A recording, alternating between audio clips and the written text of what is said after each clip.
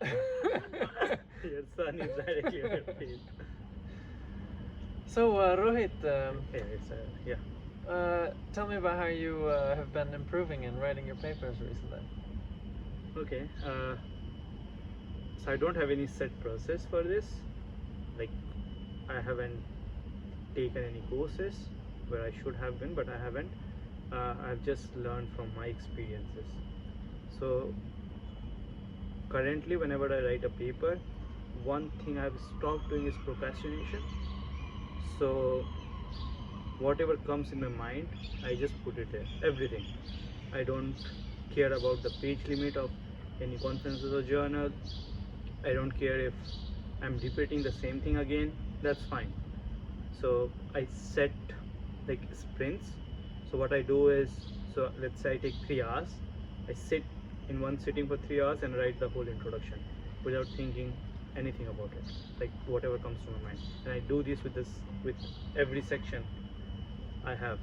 And then it depends on which conference or journal you are sending the paper to, because every conference and journal have their own way of writing style, page limits, and everything matters, right?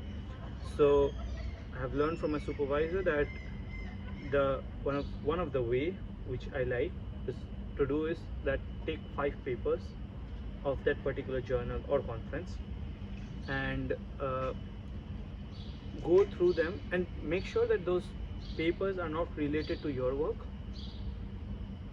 You can understand like those, that field you can understand, but it's not like, for example, I work on haphazard inputs, so I would not choose paper which is on haphazard inputs.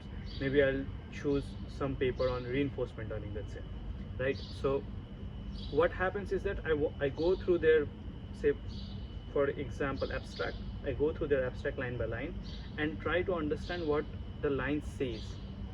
It's not about for example, they have given the sentence is about explaining what is reinforcement learning.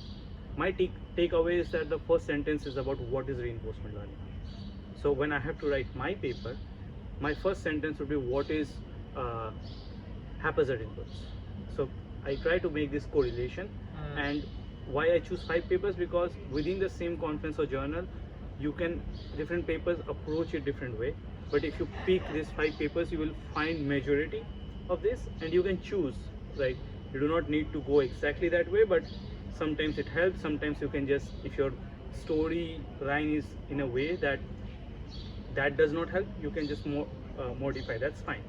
So you try to find like patterns in the topic, but not really copying the, you know, what they say, just sort of patterns in the yes, structure. like for example, the first line should be, like I said, what is haphazard inputs.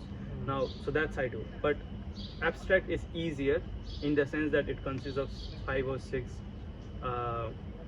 lines. But when you comes to say introduction or any other any other sections, you have paragraphs, right? So it becomes much harder, or not harder, but it will become too time consuming, and then it won't feel like my own, I feel, if I do this a lot. So what I do is, in there I try to get the essence of those paragraphs, what those paragraphs are trying to say. Like I said, what is something, similarly what is they trying to say, and how does it relate to my work. And if I see that, yeah, this fits properly, then I follow that process in each and every section of the paper. It becomes much easier, because then I am also adhering to what journal and conferences, the format of journal and conferences, and I can also present my storyline in a better way. So that's, yeah. Has part of your improvement come from submitting to the same journal more than once? Because now you've like seen their style or something before. Yes, so it has.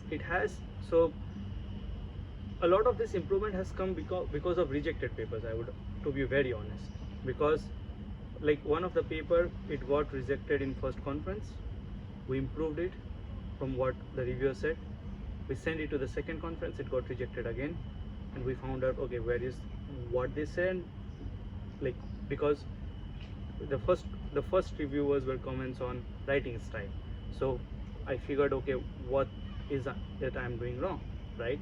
Then they like, when I read other papers after that, I found that yeah, it's a very huge, like what I am writing, it would be the same story, but the way you convey it also matters, right? So it was very different, and then I changed it, and then in the second conference that comment did not came, that it's not there. One important thing that I learned through this review, like with reviews of comments from the reviewers, that there are two. So whenever you work, right, when you do a research paper or anything, you have a motivation. So what I have learned, like I work in AI, right? So my paper needs to have two motivation, and that is how it goes, right? That is how your research progresses. So your paper should also reflect that. For example, for example, I am working on haphazard inputs, let's say. So one of the motivation is, why are you working on haphazard inputs? It needs to be clear in your paper that what is the motivation to choose this topic particularly? How does it relate to bigger picture, right? And the second is, I am proposing some solution. Solution does not come like out of thin air. You have some intuition, you have some ideas, so you get motivation of solution also. So there should be a motivation of the problem, and then there should be a motivation of solution.